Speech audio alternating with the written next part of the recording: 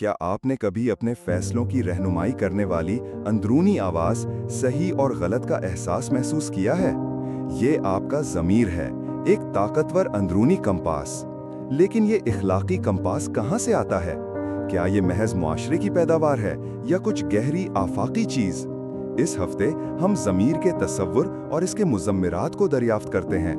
हर इंसान सकाफत या पस मंज़र से कतई नज़र इंसाफ और इखलाकियात की फितरी समझ रखता है। ये मुश्तरका इखलाकी कानून एक आलमगीर कानून देने वाले रास्तबाजी का एक इलाही मेयार की तरफ इशारा करता है। ये खालिक की तरफ से एक सरगोशी है जो हमें उसके कामिल किरदार और हमारी जवाबदेही की याद दिलाती है। दरियाफ्त करें कि किस तरह इस अंदरूनी आवाज़ को सुनना आपको सच्चाई और इलाही उसूलों के साथ मुंसलिक जिंदगी के करीब ले जा सकता है। हमारे साथ शामिल हों क्योंकि हम अपने ज़मीर के गहरे मुज़म्मिरात पर गौर करते हैं।